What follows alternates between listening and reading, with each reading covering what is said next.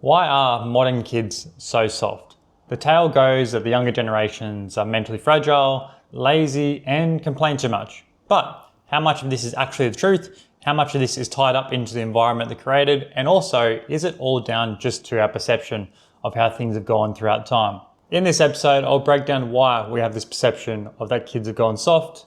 We can also go through the anxiety and depression rates and how they're skyrocketing, and also the best and worst ways to create a resilient kid. I've coached thousands of teenagers, from world-class athletes all the way to teenagers who just really struggle to understand school. And throughout this time, I've learned a lot of lessons, and being resilient is definitely one of them.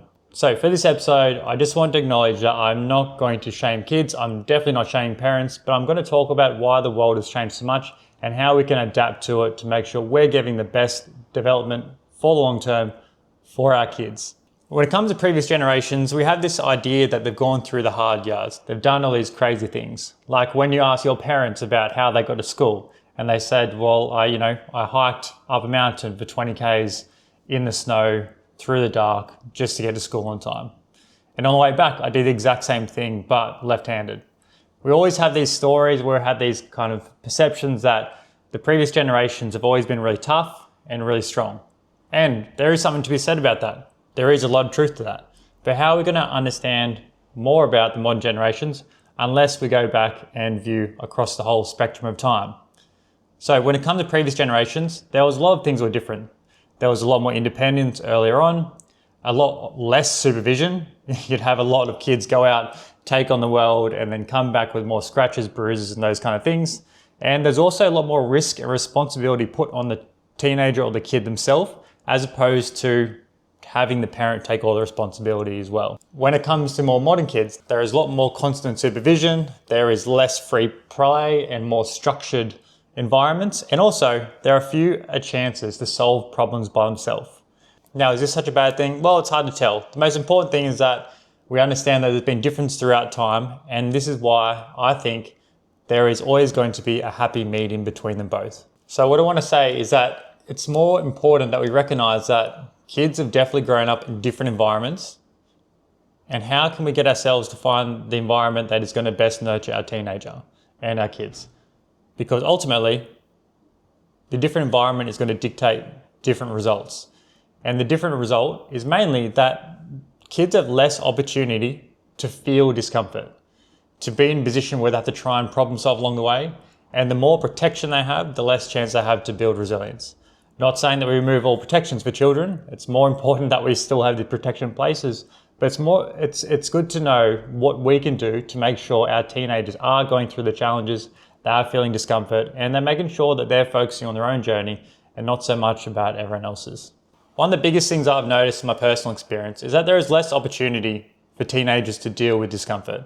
I've mentioned it several times before, and I'll continue to mention again, but being in discomfort is one of the best ways to learn about yourself. To be in arguments, to feel what anger is, to be annoyed about different stuff, to be bored, to fail, to get hurt, to have scratches and know that you're going to heal. These are the things which really make the character of a kid.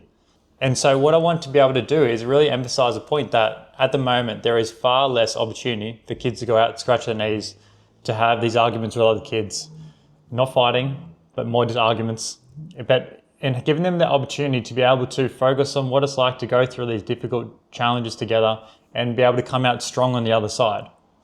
Because without the opportunity to display strength, they're not going to get stronger.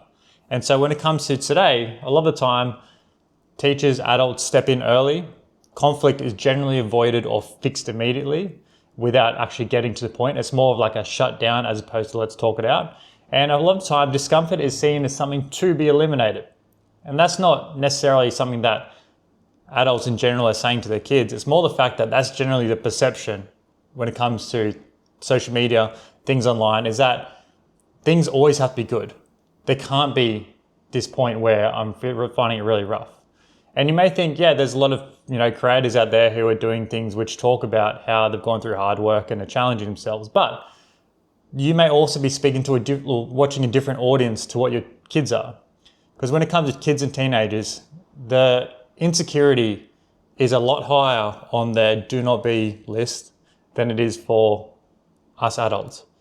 to be vulnerable is often seen as something which is quite noble, and to be fair, it is for adults. For kids though, it can be really hard to be vulnerable because generally speaking, when they become vulnerable, they get bullied, mocked, and they get seen as unsuccessful. Where on social media, having money, having cars, being, this young entrepreneur who's doing amazing things is what is successful. But going through the struggle and finding it hard to get better and failing a lot, for a lot of kids is like really hard to grasp hold of. And to be fair, the brain just usually isn't there yet. You'll get a lot of, mature kids and teenagers who can deal with this kind of stuff, but for so many of them, like if you tell them they fail at something, it's an automatic head down, disappointment, rejection, fearful of like what's going to happen if I do fail. Which is why it's so important that we continue to give this message that failure is part of the journey to success, or failure is just part of the journey to achieve their goals. And the more they can hear this, the more they'll be able to understand it. You'll have to say it to them 50, 100, 1,000 times, but it's more important that they keep hearing it and keep getting that message validated for them. For a lot of teenagers right now, it's so hard for them to be able to get in these reps in the first place, to have these arguments without being shut down, to go through failure and realize that this isn't my self-worth, and being able to have these points where they feel embarrassed and really struggle with different things. So the more that we can actually get them to step into this opportunity to be able to go through discomfort is going to be so much better for them. Where previous generations, they were able to have these moments where they would feel these uncomfortable emotions and then they weren't able to immediately block it out by going onto social media. Because one of the things is when social media came in, and I'm going to go through more of this later because to be fair, social media is always a big part of it, is that when it comes to being able to handle emotions, you need to be able to feel it. And if you go through a series of disappointments or embarrassments and feel a bit of shame, and then immediately jump onto your phone, you're essentially blocking that out. It's not as if it's like blocking it out in a sense where like, oh, well, I'm not going to feel it again. No, you'll feel it again, but at a time that's less convenient. And so being able to, in previous generations before social media and stuff like this, is that they would feel these emotions and then sit with it, think about it, reflect on it. Where a lot of the time these days, it doesn't really happen because the screen pops up in the front of their face, floods them with dopamine, and then they just go into what is now an anxiety epidemic. Kids everywhere have got anxiety. And to be fair, it's just so challenging to be able to move through all this because previous generations didn't have the same challenges that are occurring now. So for our young kids who are going through these different challenges of understanding social media and not really understanding the struggle of going through these things and feeling their emotions, and it's really hard for them to be able to understand what anxiety is and how it can be worked with. Because anxiety is simply the fear of something bad happening or the fear of not being enough, like a fear of, the nervous system is overreacting and becoming very overwhelmed. And with all so many stimulus popping up at them all the time, they're going to get a lot of anxiety. And I want to say it pretty early on, I am not a fan of the medication to solve anxiety. There are definitely cases where antidepressants and things like that can be there to help teenagers just kind of get a little bit out of the hole so they can work on therapy and go through coaching and stuff like that. But I think it's really like a last resort because I work with some kids who have antidepressants and anti-anxiety medication, stuff like that. But mainly because they're all like really far in the hole.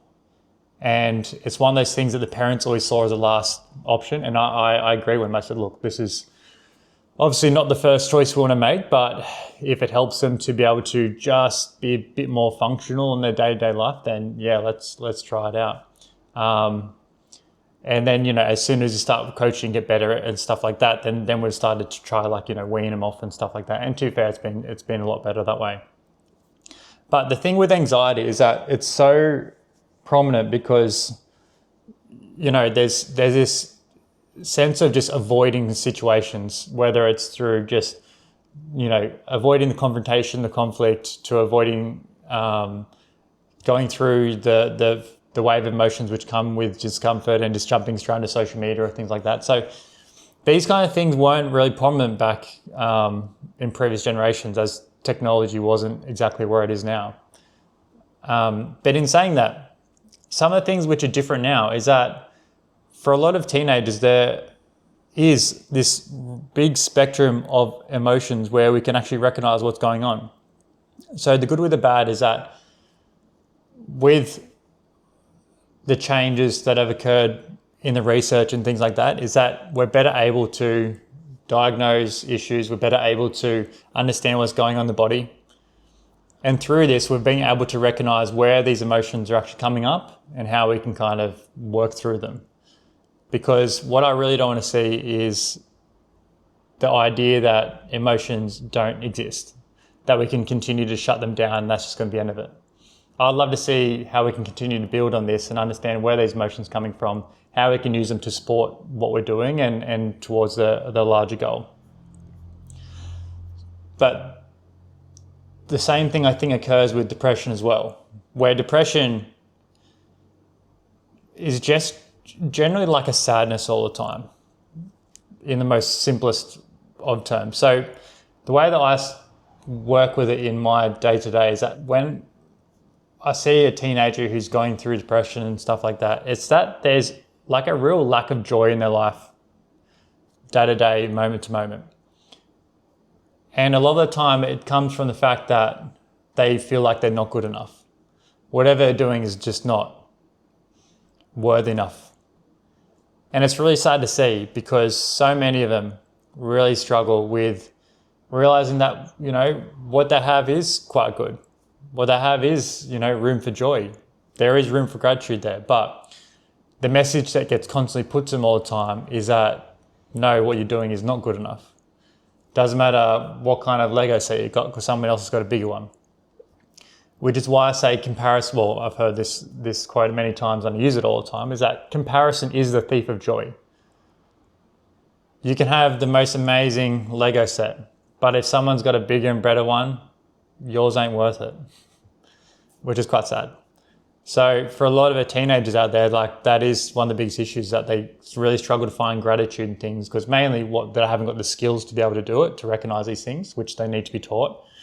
And then also that there is so many ways to see what other people have, where before it used to be just like, you know, keeping up with the Joneses next door. Like you knew what was happening next door. The next door had a lovely car. They had a lovely house. But you also knew all the problems which were going on in the family, or they were actually struggling with work and all these kind of things. So when it came to comparison, it wasn't really like their life is really better than ours. It's just different. Where now it's like in every corner you look, my life is not as good as the next person's because everyone else is just a highlight reel. And so now with the social media ban, which is happening in Australia, which I think is awesome, it would be a good experiment to see how things change over the next couple of years, because things won't change drastically over the next couple of months, like maybe a little bit, but not like significant to the point of long-term changes. But as we can kind of go on through these next few months and years and start understanding like what's actually changing with our teenagers, we'll have a way better idea of what's actually going on. And you know, is social media really the biggest problem in their life, or has it been basically something we've missed that's been between all that kind of stuff? Now, one of the best ways to be able to build a resilient teen, as I mentioned, is by being able to get them to handle discomfort, by being able to let them go through the challenges of sorting out problems, feeling everything about it, and then, you know, working the way through that. One of the worst ways, and probably the way that you're not going to get a resilient teen at all, is what we call helicopter parenting. Now, you may have heard it, but basically a helicopter parent is someone who just hovers around the kid all the time. And every time their kid goes into a situation where there is deemed to be unsafe, whether it's, you know, verbal, emotional, physical, they just pluck their kid up or they hide the kid behind them. And what they're doing is you're not giving them a chance to deal with discomfort. You're not giving them a chance to be independent. You don't say to them, I'm trusting you to get through the situation. You're saying, you ain't capable of handling this, I'm going to do it for you. And so teenagers never get the chance to handle problem solving and to work through all these big challenges. Because when teens are constantly being protected, they don't have the independence to speak up. They fear making mistakes because it could be something that's really wrong. They avoid these conflicts and they just don't feel like they can do things unless they have a lot of support around them. And what we know as being adults, you don't always have support around you. It's so important that teenagers feel like they can say, I can handle this myself by going through those hard reps, by doing these challenging things and then getting through it themselves. So this is an absolute confidence killer. So the way that we want to be able to avoid being a helicopter parent and helping teenagers to be able to build resilience is by, if, for example, you come up to a situation and your kid's next to you and someone asks them a question and they kind of feel uncomfortable answering, which could be like, how's your day going? How's school? What are you up to? Is just sit, enjoy the silence. They'll look at you and be like, hey mum, hey dad, can you answer me? You just go, just nod your head like, come on, you can, I know you can do it. You know what you did today. Just give them that confidence that they can do it. And sitting in the silence is going to be really important. Let them feel that silence and know that they've got that confidence that they can do it as well. Because we want them to be able to feel what it's like to step up, say their answer, and then know that next time they go in that same situation, I've got it covered, they say. So one of the best things that we can do to make sure we keep building resilient teenagers is by helping them with what we call emotional literacy. Being able to know what the emotion feels like and what it's called. The more we can name the emotion, we say we can tame the emotion. So it's called name, tame, and reframe. So the main thing is when teenagers feel the emotion, whether they're angry, frustrated, sad, happy, surprised, disgusted, all those kind of things, we can help them name it. And when they name it, they can recognize what it is, and then we can recognize where it's coming from. Because I say to a lot of teenagers, like, when you're angry, everything in the world is angry. When you're happy, everything in the world is happy. But when you can actually understand where the emotion is coming from, so like I'm angry, but like, what are you angry about? Like, are you frustrated? Oh yeah, I'm frustrated. Okay, so now we're narrowing down. So then the world becomes less angry and now we're just a little bit frustrated about this one specific situation. If we spend all our time thinking about the world being angry, then we're just gonna be angry and it's not gonna be very helpful. In the same way, when a kid is happy, we can help them to understand why you're happy. Why are you happy? Oh, it was just very funny. Oh, okay, well, it's funny. Hanging out with my mates, that kind of stuff. And so you're like, okay, well, if I want my kid to be happy, I know where to help them find happiness. In the same way, like I'm frustrated that my brother got the TV remote. Okay, well, let's understand that we can work within a certain way to make sure that frustration doesn't come up by having turns, whatever it is, right? But the most important thing is that we can recognize where it's coming from. So that way, next time they're angry, they go, am I frustrated because I don't have the TV remote, or am I actually angry about something else? And then that becomes a problem-solving exercise. But by being able to name these emotions helps normalize these big feelings.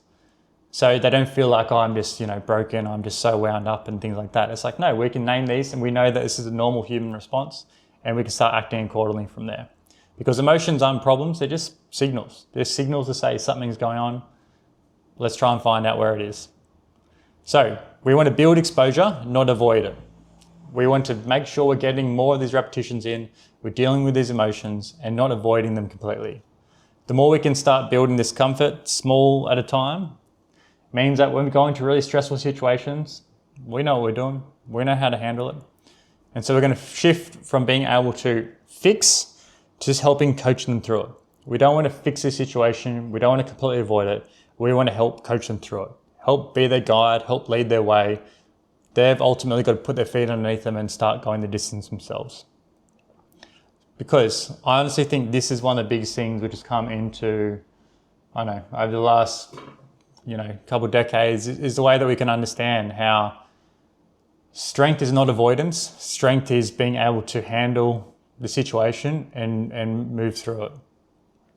Blocking that situation isn't going to help. Being able to handle the situation in a manner which makes you feel like you can handle this, that's what brings upon real strength. So it's all about courage in discomfort. I always have this saying, courage over confidence. Confidence is when you've done something before and you know you can do it. But courage is all about knowing, well, having that feeling like I've never done this before, but I'm going to step up anyway because I can handle myself in tough situations. And for a lot of teenagers out there, they need courage. They don't need confidence. Confidence comes later. Courage comes first. So for a lot of our teenagers out there and kids out there, it's important to recognize that the problem is, well, they're not the ones who are soft. It's the fact that the world's changed so much.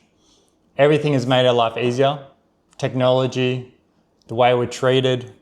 There's been all these progressive movements through work and school and things like that to make sure that the challenges of the previous generations weren't going to be challenges for the next generations. So although we like to kind of say that these, the next generation's gone soft and stuff like that, it is all a product of the environment that we've been trying to remove. Trying to move all these big changes along the way to being able to carve this new, much easier road for the younger generations, which is ultimately a good thing. The only thing is though, we don't want to avoid discomfort, we want to embrace it. The more we can embrace discomfort, the more we can sit in that discomfort, boredom, disappointment, the struggle, happiness, whatever it is, we're going to create some really resilient teenagers. So that's all we've got time for today. Get to it. Let's go.